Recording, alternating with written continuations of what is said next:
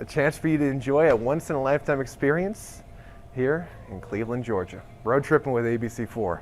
I'm Greg Brzozowski. Law enforcement and local government putting those checkpoints back up, closing the beaches down. They were not ready for that level of activity. They're telling guests that are trying to crash on, it's a $200 fine that also could come with 30 days of jail time. This storm is going to get worse here before it gets better. What is clearing out of Charleston is coming north towards Georgetown. We're on Canal Street, and we see so many fans of both these teams walking down, chanting out their various form of Tigers. There we go. We got some orange going by this time, but mostly it's been purple and it's been yellow. We've heard about them getting hit with pepper spray. Eyes going a little bit right now, I can tell you that. There's some of that is still present in the air. It's strong at this time, and that's where you're seeing some of these officers in gas masks. And we just heard a bang off in the distance. Wouldn't surprise me if that's more of that. The owner of Burns Alley Tavern always stays aware of his surroundings. And what he found today by a tree just on the verge of his local bar is a big reason why we're seeing windows all up and down King Street boarded up. But in the meantime, what you can kind of see in the background, and I'm going to get out of the shot so you can see some of it, is that the Calhoun statue is now being covered with protester signs. I'm sure with your 13-year-old, you've had to have some serious conversations. How do you prepare a 3-year-old like Landry for the world he's getting into, and how do you try to make the world a better place before he gets into it? People are calling on your voice because you are part of this generation of young up-and-comers who I think are looking to make a direct impact with that key word you said there, love. Why is love the most important part of your message?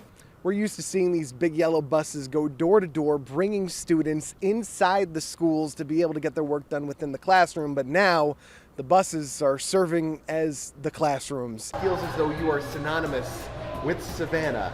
Everybody we have run into says you have to go to Leopold. Why is that the case? Why are you the must-see spot? You're welcome. We're praying for y'all. Just after 6 a.m. Monday, Hazel again walked from the bathroom back to bed. My phone rang. The sound went off of the tornado coming, and I reached up and got the phone off the head of my bed. And in just a second, everything started falling in on me. I said, Lord, take care of me and let somebody find me. I never thought I would have found her.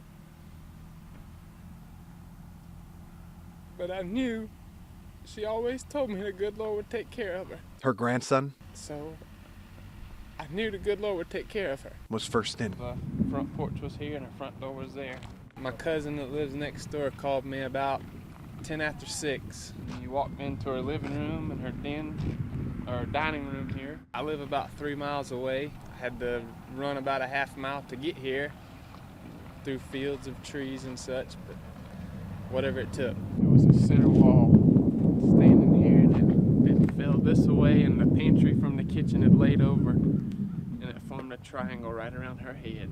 And she only had one little gash on her forehead. 5 deaths in Hampton County. She was okay. No ER trip needed. X-rays were all clear. I don't hurt. I'm just sore and bruised on my left side. And there was nothing left in this bathroom. She had just got back to her bedroom. This bathroom there was nothing. It was a sigh of relief. It was a miracle. All kind of things run through your mind. We were not looking for anything. We were just looking for her. I didn't figure we'd ever save anything, really.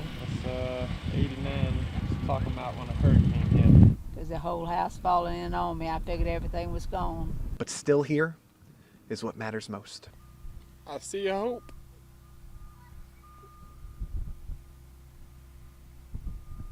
I see love. I see some pain. But it's not the house that makes a home. My grandmother, my granny, makes a home. And there is no place like home. In Nixville, Greg Brzozowski, ABC News 4.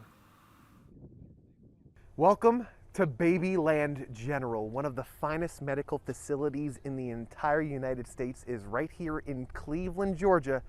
One of the finest facilities, that is, if you're a toy. We all played doctor growing up as a kid. Inside here, the home of Cabbage Patch Kids, that comes to reality. Let's check it out.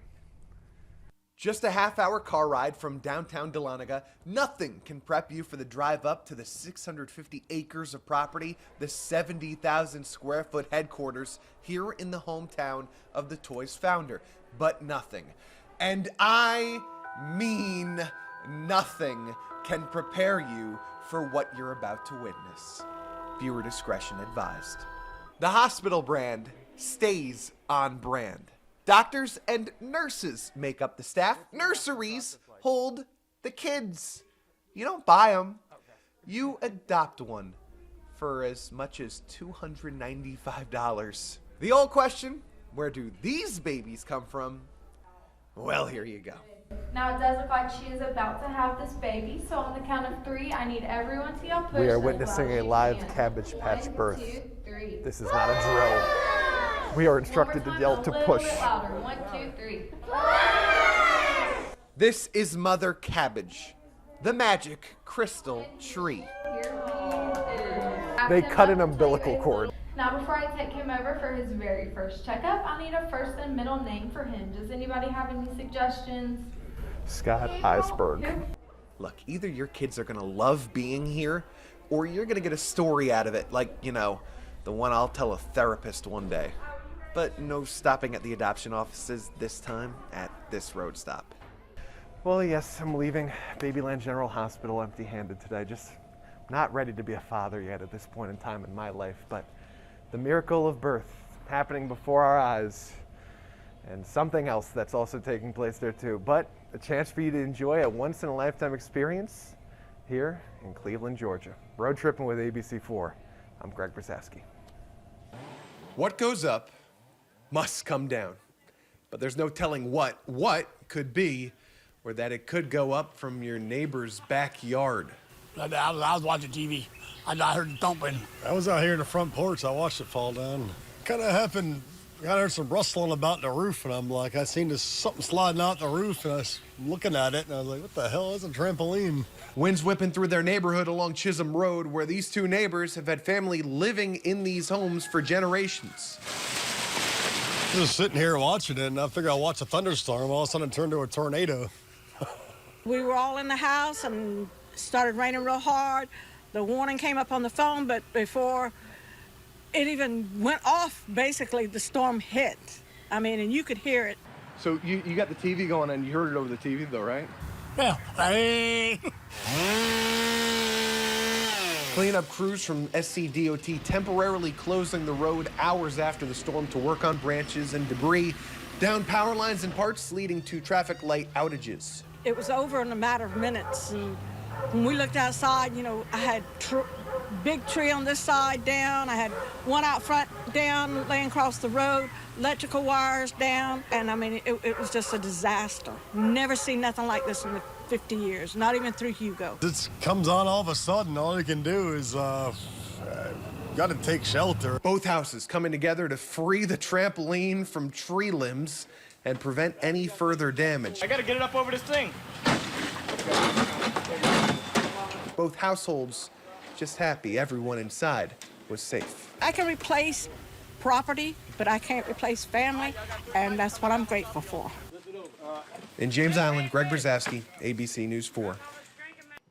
The Inmans never pictured their son Braden's 6th birthday would have been like this. My wife and I looked at each other in tears almost. You know, he wanted a party with his friends, and that was unavailable. So I said, reach out maybe to social media and see if the neighbors will honk as they come by, because, I mean, all of our neighbors are great people. I just thought it was a few people would drive by in the neighborhood and honk and say happy birthday. But the Inmans never pictured Braden's 6th birthday. We're not done. Oh, you're not done. People I don't even know just drive by. They want to bring gifts. Would have been like this.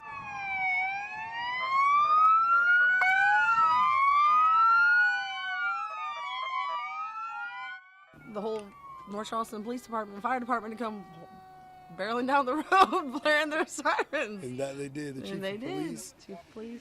We want you to know that you are one of ours. You're a police officer now. North Charleston, they're the most altruistic people that I know. I've lived in several cities and none come close to North Charleston. Brought tears to my eyes, but I was excited at the same time to see him. He was a little shy at first, but he just was happy. And it's just, in times like this, it's good to see him smile, even though he didn't care about a party. He just was happy it was his birthday. I don't think we can top it. No. You know, and that's okay. And it's all stems from a good community. Absolutely. Good people. There still are good people here. Mm-hmm. Wishing Braden a happy birthday. Greg Brzozowski, ABC News 4. And the warming temperature into next week. We went from there's no place like home to there's no place but home. How can we bring that joy back and give people the quality time together that is meaningful and fun? So what would you make with a blank canvas and a whole bunch of blankets? Really just inspiring people to get those creative juices flowing and think out of the box. East Cooper Habitat for Humanity just launched a new program called Build Memories. It's a chance for us to make the most of these very different times. And their first project that they have going, build the best fort you can indoors. And I think the North Pole is going to need a lot more to keep this up. And we want to tie it back to our mission. We build houses for people who need shelter. The theme of Build Memories is to get people engaged, building a fort to move in together. It's our way of connecting with our community through building when we don't have the opportunity to be with them face to face currently. What do you mean it's against my lease I can't put a pool in my apartment? Well, what about the putting green? We want you to look back on this time together as a family or roommates or a couple or someone with their pet and just say, oh gosh, remember when we did that? And then pass it down to generations. Say, you know what, we did this when we were all stuck in the house together for however long. Shifting the focus to doing something meaningful and pleasurable at home during a time when you can't interact with other people, you can't get those errands done, and it takes you away from the work and the school at home. So it's building those wonderful memories that we want to inspire people to do together. You have until Friday the 17th to submit your pictures to East Cooper Habitat for Humanity. Until then, fellow fort builders, Greg Brzozowski, ABC News 4.